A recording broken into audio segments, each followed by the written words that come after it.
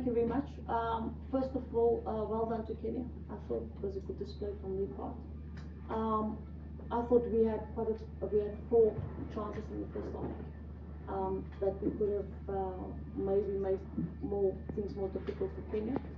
But I think when we conceded the 2 free kicks, there's a corner and a set piece. It's almost like the girls lost confidence in their play. Our midfield rotation did not work the way we wanted it. You could see on the 30th minute we made a sub. We thought that the play that we brought in that would give us the stability in that midfield. They were very powerful in the midfield, so we had to make sure that we've got at least more 5 players in the midfield.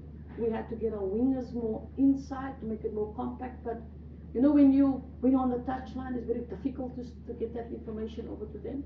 So it comes to they've got to play more matches. We've got to play more matches. We've got to compete a bit more so that you can get more cohesion and understanding in the team. You know, but I thought that we did well in the second half, where we tried to change a few things. Half time, where our strength is to keep the ball, and you could see the fact that first half we had a tendency. This is what pressure does. You tend to kick possession away, and that's what Kenya wanted. We would kick the ball, and they would win the first and the second the ball as well. So the long balls were not part of our plan. We really wanted to create the width and depth, but this is where we learn, and we've just got to pick up the pieces. We had 2 bad injuries now, 1 ankle and 1 knee, and hopefully they will be ready for Tanzania. If not, then we're going to have to have another plan. Game pressure causes you to make mistakes, and I think that's basically what has happened now in the first half. I thought second half we were better. I thought second half we kept more the ball on the ground. We could find our combinations, but you know, you've got to come back and really put pressure. I decided that we sit a bit more lower instead of a mid block. We sat a little bit more in a low mid block so that we could maybe create opportunities of a counter attack, but we still lost the ball in the midfield. I thought Kenya were very strong in the midfield.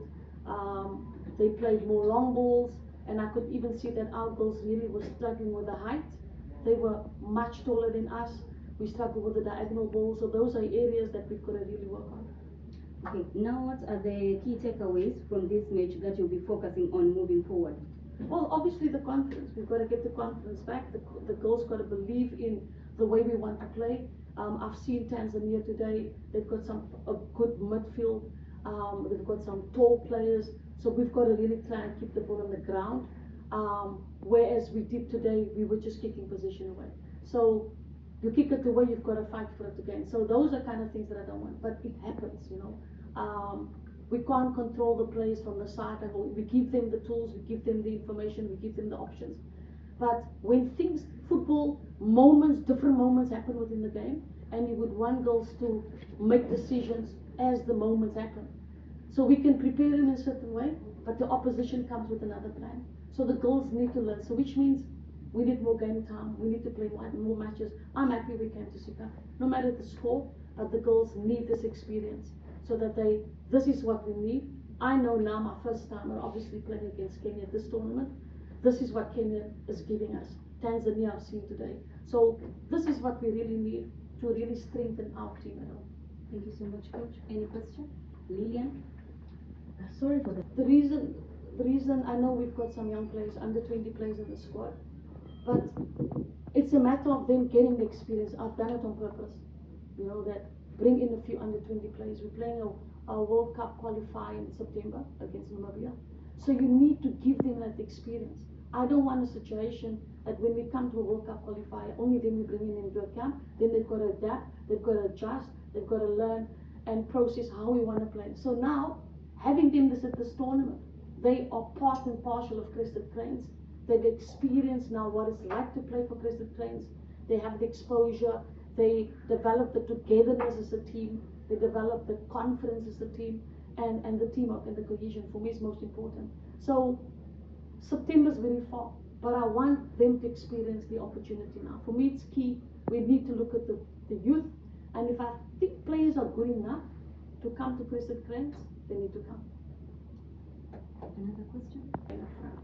But this is this is what we need to experience, isn't it? Our focus is to keep the ball and play it really through and creating work and playing it through the lines. Now you could see we could do it second half. Second half our game was much better. We played through a much better game than the first half.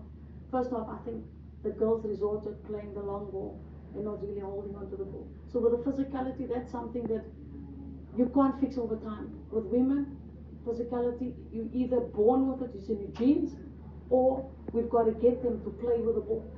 And that's where our strength lies, is really to build up the play, give the girls the confidence, running off the ball, getting into the spaces, and that's really what we wanted to play. So in terms of physicality, there'll always be physicality. That is their strength. Physicality is not our strength. There's no way we're going to compete with them. But what we can do is compete with them with the ball. And that is really, we were not going to compete with them with their physicality.